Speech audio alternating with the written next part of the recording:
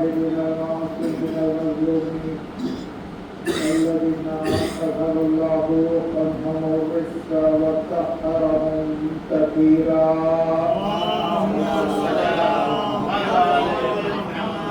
ولعنة الله على أعدائهم أجمعين من يومنا هذا إلى يوم الدين.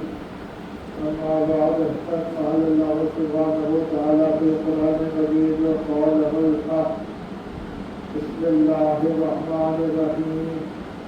إن الله اشترى من المؤمنين أنفسهم وأموالهم بأن لهم الجنة يقاتلون في سبيل الله ويقتلون ويقتلون وعد الله حقا في التوراة والإنجيل والقرآن واستغفروا بغايتكم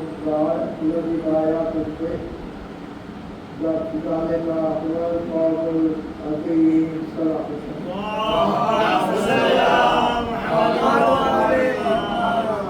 سورۃ توبہ کی 111 آیت ہے. اللہ نے مومنین سے ان کے نفوس اور ان کے اولاد خرید لی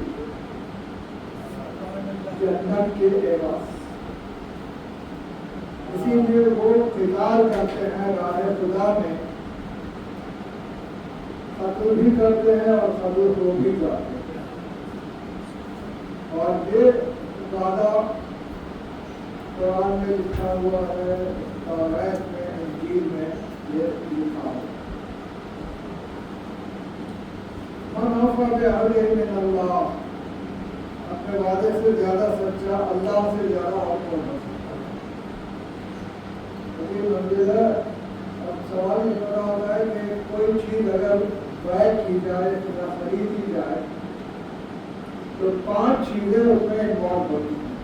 ایک بائع بیچنے والا، ایک خریدنے والا مشتری، ایک وہ چیز جو بیچی اور خریدی جا رہی ہے، چوتھی اس کی قیمت، اور 5 میں اس کی صنعت.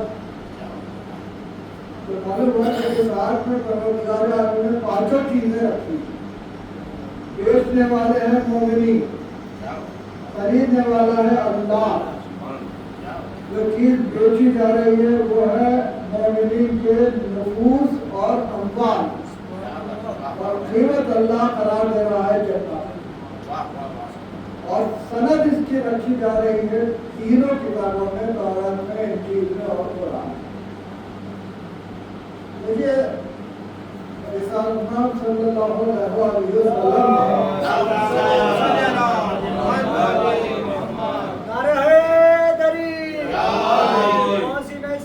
جناب ابو طالب پہ بلند تر صلوات. ارشاد فرمایا تھا کہ اے حسین، تمہاری نسل میں ایک بیٹا ہوگا جسے قتل کر کے سولی پر چڑھایا جائے گا، اور اس کے بعد اسے قبر سے نکال کے جلایا جائے گا اور اس کی رات ہوا میں اڑائی جائے گی. ایک شخص پوچھتا ہے کہ مولا یہ کون سا وقت ہوگا؟ آپ نے ارشاد فرمایا کہ حسین کا پوتا ہوگا، جس کے مطالب میں کہہ رہا ہوں.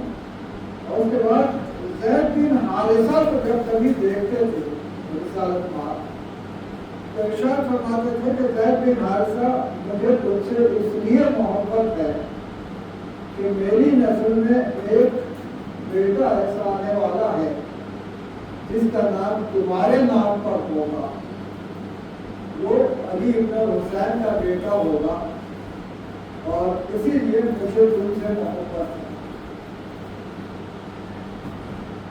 امام زین العابدین علیہ السلام خواب دیکھتے ہیں.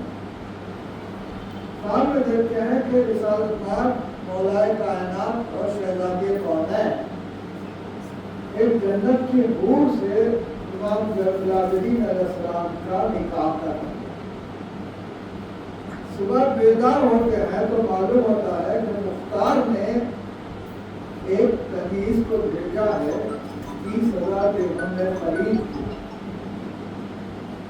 एक मरतबा पूछते हैं इसका नाम क्या है, तो मालूम हुआ कि नाम औरा है या औरिया है।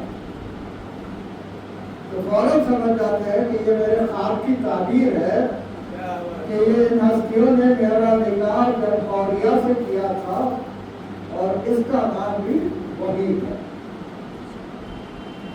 अब एक मरतबा इरशाद फरमाते हैं कि इस गनीज को मेरे पास क्यों भेजा है, तो मुख्तार पैगाम भेजते हैं कि मैंने अक्ल की बुनियाद पर इसका इम्तिहान दिया। अक्ल से जब परवरदिगार आलम ने खल्क किया तो इरशाद फरमाया आगे आ, वो एक मतलब आगे आई, फिर कहा पीछे जा, वो पीछे गई। तो परवरदिगार आलम ने इरशाद फरमाया कि कायनात में मैंने तुझसे ज्यादा बेहतर चीज खल्क नहीं की।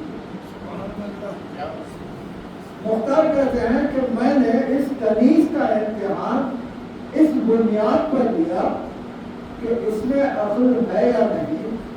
तो एक मरतबा ये जब मैंने कहा आगे आओ या आगे आए, पीछे जाओ, पीछे गई, तो मैंने ये सोचा, उसके किरदार को एक दिन देखा तो मैंने ये देखा कि बेहतरीन किरदार, लिहाजा मैंने सोचा कि ऐसी हस्ती को यकीनन इमामत के साए में रहना चाहिए, कहीं और नहीं। लिहाजा मैं आपकी खिदमत में ये देख रहा हूँ। इमाम ज़ैनुल आबिदीन अलैहिस्सलाम ने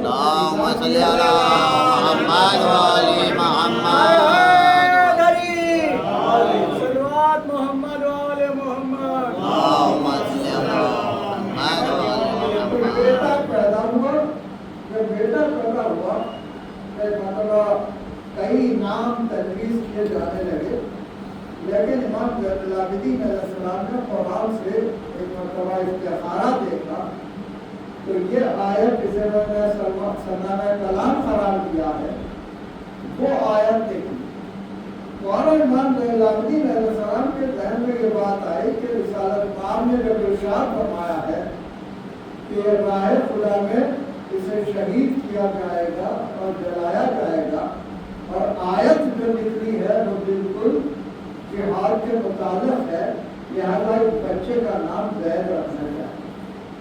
लिहाजा इमाम ज़ैनुल आबिदीन अलैहिस्सलाम ने उस बच्चे का नाम ज़ैद रखा। परवरिश इमाम ज़ैनुल आबिदीन अलैहिस्सलाम के पास हो रही। अब जब इमाम ज़ैनुल आबिदीन अलैहिस्सलाम इस दुनिया से चले जाते हैं तो इमाम बाक़िर अलैहिस्सलाम के पास परवरिश होती है, और फिर जब इमाम मोहम्मद बाक़िर अलैहिस्सलाम भी चले जाते हैं तो इमाम जाफ़र सादिक़ अलैहिस्सलाम से आप इस्तिग़फ़ार करते हैं। ये ख़ानदान रिसालत का तरीक़ा ये है कि परवरिश के साथ साथ दीनी तालीम भी दी जाती है। यही नहीं बल्कि कुरान, हदीस, फिक़्ह, ये तमाम चीज़ें सिखाई जाती हैं बच्चों को।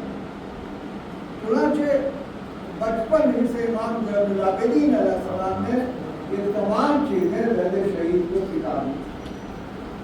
उसके बाद एक मंज़िल वो आती है कि जब इमाम इस दुनिया से रुखसत हो जाते हैं, नहीं पहले एक बात और आपकी खिदमत में आता हूँ, एक मरतबा इमाम की ज़िंदगी में ज़ैद गिर जाते हैं, और जब गिर जाते हैं तो खून निकलता है, तो आप इरशाद फरमाते हैं मैं तुम्हें परवरदिगार आलम की पनाह में दे रहा हूँ। मेरे नाना ने अगरचे के यकीनन ये पेशेगोई की है कि तुम राह खुदा में शहीद होगे और तुम्हें सूली पर चढ़ाया जाएगा। ये बचपन का वाक़या है।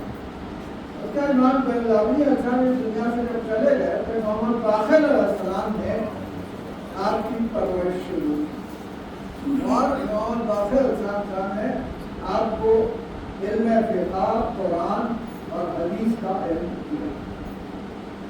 रिवायत ये कहती है कि जब आप गुज़र गए तो एक मरतबा असरार और रमूज़ की तालीम इमाम जाफ़र सादिक़ अलैहिस्सलाम से हासिल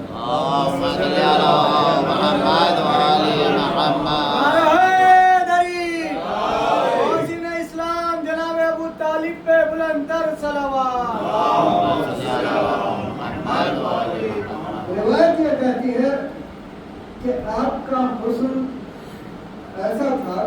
دور میں اتنا حسین انسان کوئی نہیں. حالانکہ آئمہ موجود تھے لیکن اس کے باوجود بھی آپ کے حسن کا یہ عالم تھا کہ آپ جیسا حسین اس وقت کوئی دنیا میں نہیں تھا. یہی نہیں، امام جعفر صادق علیہ السلام ارشاد فرماتے ہیں کہ میرے چچا حضرت زید علم کی اس منزل پر فائز تھے کہ آج کے دور میں اس منزل علم پہ کوئی فائز نہیں. معلوم حضرت زید اس منزل علم پر. اب سوال یہ پیدا ہوتا ہے کہ جب اتنے حسین تھے تو آپ ایک مرتبہ خروج کیوں فرماتے؟ خروج فرمانے کے اسباب کیا تھے؟ خروج فرمانے کے اسباب یہ تھے کہ ہشام ابن عبد الملک جو بادشاہ تھا اس دور کا، وہ عوام پر بے حد ظلم کرتا تھا اور عوام کو عقیدہ جبر پر لوگوں کو لا دیا. عقیدہ جبر کیا ہے؟ عقیدہ جبر یہ ہے کہ جو کچھ بھی ظلم کیا جائے وہ من جانب اللہ ہوتا ہے، ظلم کرنے والا اس کا ذمہ دار نہیں ہے. اس طرح عقیدہ جبر کو رائج کر کے عوام میں وہ ظلم کرتا چلا جاتا تھا. اور اس کے بعد طریقہ اسلامی حکومت کے طریقے کو چھوڑ کر روم کے بادشاہوں کا طریقہ حکومت اختیار کر چکا تھا ہشام ابن عبد الملک. اور یہی نہیں بلکہ ہاشمیوں کو اور علویوں کو مختلف بہانوں سے قتل کرتا تھا. مختلف بہانے یعنی جھوٹے الزام لگا کے ہاشمیوں کو اور علویوں کو قتل کیا کرتا تھا. اور یہی نہیں بلکہ جب ظلم کرتا تھا تو ان سے کہتا تھا کہ یہ ظلم تم حقیقتاً میری طرف سے نہ سمجھنا بلکہ یہ اللہ کی طرف سے. یعنی عقیدہ جبر. اور لوگ جو ہے پریشان ہو جاتے تھے کہ اتنا ظلم کر رہا ہے یہ. اور حالات اتنے بدتر ہو گئے تھے کہ لوگ ایک دوسرے سے کہتے تھے کہ اس سے ہمیں چھٹکارا کب ملے گا. اچھا، آپ کے خروج کے دو اسباب. ایک سبب یہ تھا کہ اس زمانے میں اوقاف کی تولیت جو تھی وہ امام محمد باقر علیہ السلام کی تھی. تو امام حسن علیہ السلام کی اولاد نے یہ سوچا کہ چونکہ ہم بڑے بھائی کی اولاد ہیں لہذا اوقاف کی تولیت ہمارے پاس ہونا چاہیے. لہذا انہوں نے اس وقت جو مدینے کا والی تھا اس کے پاس مقدمہ پیش کر. اس نے بلایا. ایک مرتبہ وہ کہنے لگا اچھا، اب وہاں جو والی تھا وہ بدل چکا تھا اور اس کا نام تھا خالد ابن عبد الملک. خالد ابن عبد الملک کا طریقہ یہ تھا کہ ان دونوں کو لڑا کے تماشا دیکھا کرتا تھا اور فیصلہ کچھ نہیں ہوتا تھا. اسی طرح دن گزرتے جاتے تھے، آپس میں اختلاف بڑھتا جاتا تھا. تو آپ نے سوچا کہ بہتر یہ ہے کہ ہشام کے پاس جا کے شام میں یہ مسئلہ پیش کیا جائے. چنانچہ آپ وہاں سے روانہ ہو گئے. ایک دوسرا سبب یہ تھا کہ اس دور میں آپ یہ دیکھ رہے تھے کہ اتنا ظلم بڑھتا جا رہا ہے کہ اس ظلم کی کوئی انتہا نہیں. لہذا اس ظلم کے لیے بھی کچھ نہ کچھ کرنا چاہیے. لہذا آپ تشریف لے گئے ہشام کے پاس. جب ہشام کے پاس گئے تو ایک مرتبہ ہشام نے کہا ابن زاریہ، میں نے سنا ہے کہ تم بھی ایک منصب چاہتے ہو، ابن زاریہ کا مطلب ہے اے کنیز کے بیٹے، چونکہ آپ کی والدہ کنیز تھی، خلیف کے بھیجا گیا تھا، تو طنز کر رہا تھا کہ اے کنیز کے بیٹے تم بھی منصب چاہتے ہو۔ ایک مرتبہ آپ نے ارشاد فرمایا کہ جب ہاجرہ کا بیٹا اسماعیل جو ایک کنیز کا بیٹا تھا، اس کے لیے تو نبوت میں کوئی فرق نہیں ہوا، اگر میں منصب چاہوں تو یہ تو فرق کیا ہو سکتا ہے۔ ایک مرتبہ وہ خاموش ہو جاتا ہے۔ اس کے بعد آپ نے اپنا مسئلہ پیش کیا۔ اسی دوران میں ایک مرتبہ ہشام نے ایک شخص کو مقرر کیا تھا، خالد کو، تو خالد کے متعلق معلوم ہوا، مدینہ کا جو والی تھا، کہ اس کے متعلق معلوم ہوا کہ اس نے بہت پیسہ جمع کر لیا ہے غلط طریقے سے۔ ایک مرتبہ یوسف جو والی کوفہ تھا، اسے حکم بھیجتا ہے کہ تم مدینہ جاؤ اور جا کے اسے معذول کر کے اس کی دولت جو ہے اس کا حساب لگاؤ کہ کتنی دولت اس نے ناجائز طریقے سے کمائی ہے۔ یوسف ایک مرتبہ جا کے اسے قید کر دیتے، تو وہ کہتا ہے کہ میں نے اپنی دولت زید کے پاس، زید بن علی کے پاس اور 3-4 لوگوں کے پاس رکھائی ہے۔ ایک مرتبہ پھر زید کو بلایا گیا ہشام کے پاس، کہا گیا کہ اس کی دولت کہاں ہے؟ تو جناب زید نے کہا کہ وہ بنی امیہ کا شخص ہے اور ہم بنی ہاشم کے ہیں، ہم سے تو دشمنی ہے، سوال ہی پیدا نہیں ہو رہا ہے کہ وہ دولت ہمارے پاس رکھے۔ تو اس نے کہا کہ ٹھیک ہے، تو پھر ایسا کرو کہ شام کوفہ جاؤ، کوفہ جا کے یوسف جو والی ہے اس کے سامنے اس کو جھوٹا قرار دے دو۔ تو آپ وہاں سے جاتے ہیں اور ایک مرتبہ جا کے کوفے میں اسے جھوٹا قرار دے دیتے ہیں۔ لیکن اس کے باوجود بھی یوسف بھی چونکہ اہل بیت سے دشمنی رکھتا تھا، اس نے ان کو اور داؤد کو دونوں کو روک دیا کوفے میں۔ 6 مہینے گزر گئے، انہیں رہا نہیں کیا جا رہا تھا۔ ایک مرتبہ ہشام کو جب معلوم ہوا تو ہشام نے یوسف کو لکھا کہ کہیں ایسا نہ ہو کہ کوفے والے ان کی تائید میں بغاوت کر دیں، لہذا انہیں مدینہ بھجوا دو۔ آزاد کر دیا گیا۔ ایک مرتبہ آپ اور داؤد دونوں مدینہ کی طرف روانہ ہو گئے۔ ابھی کچھ ہی دور گئے تھے کہ کوفے والے آ گئے اور آ کے کہنے لگے کہ آپ ہمیں چھوڑ کے چلے جا رہے ہیں، ہم انتہائی پریشان ہیں ان حکومتوں سے، لہذا ہماری آزادی کے لیے کچھ کیجیے۔ ایک مرتبہ داؤد کہتے ہیں کہ کوفے والوں کا بھروسہ نہیں ہے، انہوں نے ہمیشہ غداری کی ہے، لہذا میں تو مدینے جا رہا ہوں آپ کی مرضی۔ تو زید کو ان لوگوں نے کہا کہ نہیں، ہم آپ کو جانے نہیں دیں گے، آپ ہی ہمارا ایک سہارا ہے، لہذا آپ ہمارے ساتھ چلیے، ہم 1 لاکھ افراد آپ کی مدد کے لیے مہیا کر دیں گے۔ ایک مرتبہ زید شہید تشریف لاتے ہیں کوفہ، اور جب کوفہ آ جاتے ہیں تو وہاں آپ کی طرف سے منصور نامی ایک شخص نے آپ کی طرف سے لوگوں سے بیعت لینی شروع کر دی۔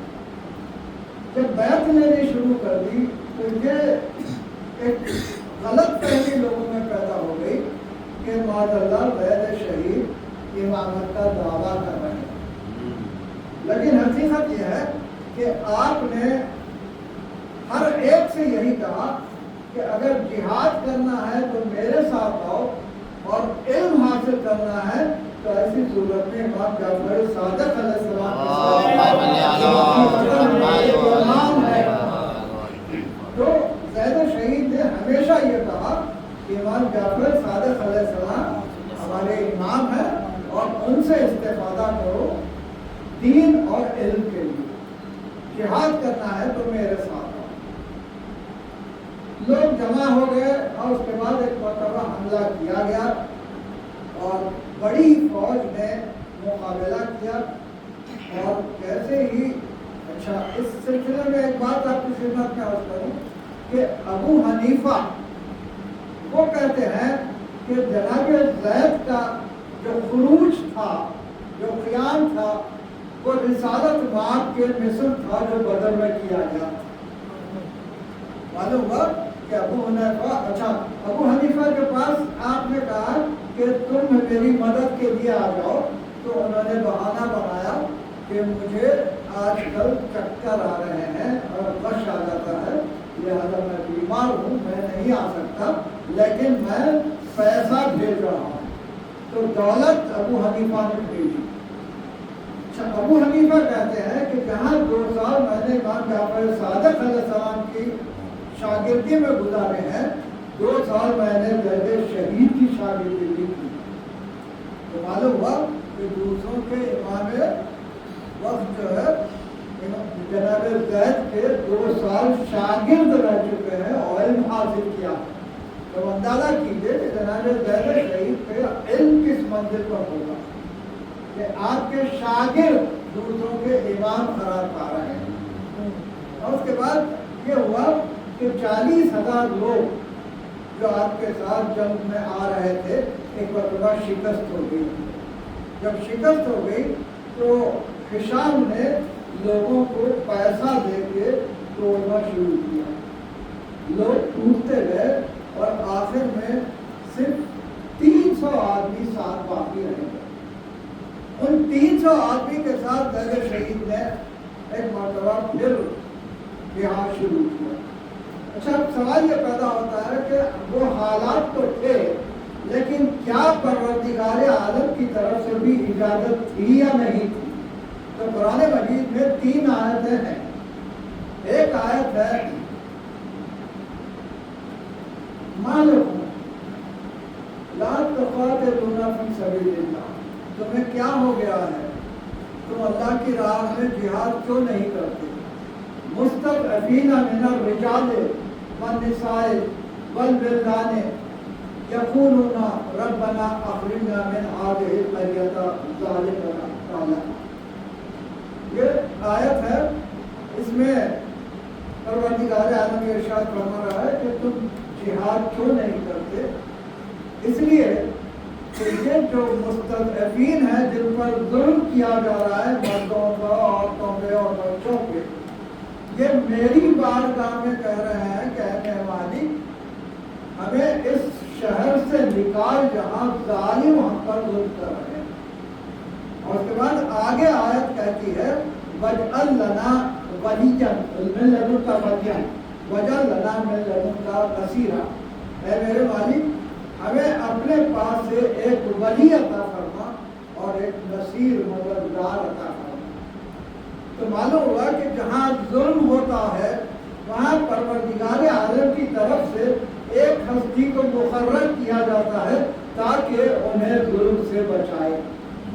لہذا اس آیت کے تحت اور لوگوں نے آ کے جب اصرار وہ کیا تھا، اصرار کیا تھا راستے میں کہ ہم پر بہت ظلم ہو رہا ہے اور ہمیں آپ کی ضرورت ہے تاکہ ہم اس ظلم سے چھٹکارا پا سکیں، تو اب ان پر لازم ہو گیا تھا زید شہید پر کہ ان کی مدد کریں اس آیت کے تحت۔ ایک اور آیت، اس آیت میں پروردگار عالم یہ ارشاد فرما رہا ہے کہ اذن للہ، اللہ نے اجازت دی ہے کس کو؟ للذین ظلموا، جن پر ظلم کیا جاتا ہے، جن پر ظلم کیا جاتا ہے انہیں پروردگار عالم اجازت دیتا ہے قتال کی۔ لہذا اب جب ظلم کیا جا رہا ہے تو جناب زید شہید پر لازمی تھا کہ آپ جہاد کریں اس ظلم کے خلاف۔ ایک اور منزل پر تیسری ایک آیت ہے، اس آیت میں پروردگار عالم ارشاد فرما رہا ہے کہ کیوں تم قتال نہیں کرتے جب وہ تمہیں قتل کرتے ہیں؟ جب وہ تمہیں قتل کرتے ہیں تو تم کیوں قتال نہیں کرتے؟ تو معلوم ہوا کہ بنی ہاشم کو میں نے جیسے آپ کی خدمت میں عرض کیا کہ بہانے ڈھونڈ ڈھونڈ کے بنی ہاشم کو قتل کیا جاتا تھا، تو ضروری تھا کہ قتال کیا جائے۔ تو آپ قرآن کی 3 آیتیں جہاد زید میں سپورٹ کر رہے ہیں۔ ان تینوں آیت کے تحت زید کا قیام یقیناً مطابق قرآن تھا. اور اس کے بعد جب 30 آدمی کے ساتھ جہاد کرنے لگے تو ایک مرتبہ ایک تیر ایسا آیا کہ جو آپ کے پیشانی پر لگا. اب جب حکیم کے پاس پیش کیا گیا اور حکیم نے اس تیر کو نکالنا چاہا تو تیر اتنا پیوست ہو چکا تھا کہ تیر نکالتے وقت آپ کا انتقال ہو گیا. جب انتقال ہو گیا تو آپ کو ایک مرتبہ دفن چھپا دیا گیا اور ایک چھپے ہوئے مقام پر دفن کر دیا گیا. لیکن ظالموں نے ایک مرتبہ تلاش کر کے آپ کی لاش کو نکالا اور لاش کو نکال کے عجیب منظر یہ ہے کہ اس لاش کو سولی پر چڑھا دیا ہے. 40 سال تک سولی پر وہ لاش چڑھی رہی اور اس کے بعد پھر وہاں سے اتار کے جلا دیا گیا. جلا کے رات پھیلا دیا. لیکن عجیب بات یہ ہے کہ آج دوسری تاریخ ہے سفر کی اور حالات اتنے ملتے جلتے ہیں جناب زید کے جناب علی اصغر علیہ السلام کے کہ علی اصغر علیہ السلام کی لاش کو بھی صبر سے نکالا جاتا ہے اور اس انداز میں نکالا جاتا ہے کہ ایک مرتبہ نیزے لیے ہوئے زمین ڈھونڈتے ہوئے پہنچتے ہیں اور ایک مرتبہ جب وہ مارا جاتا ہے نرم زمین پہ تو لاشا نیزے کے ساتھ باہر آ جاتا ہے. امام حسین علیہ السلام کے دونوں بیٹوں کو سینے پر نیزہ لگا ہے اور امام حسین علیہ السلام کے لیے بھی کہا گیا کہ سینے پر بھالا رکھ کے گرایا ہوتا ہے. معلوم ہوا کہ امام اور امام کے دونوں بیٹے نیزے سینے میں گاڑے گئے. علی اکبر علیہ السلام کا لاشا نکالا گیا اور اس کے بعد ماں کے سامنے ایک مرتبہ گلا کاٹ کے سر کو الگ کر دیا گیا. ماں جو یہ سمجھ گئی تھی کہ میرا بیٹا دفن ہو گیا صاحب نے لاش نکال کے سر کو جدا کر کے نائے پر بلند کیا گیا. تم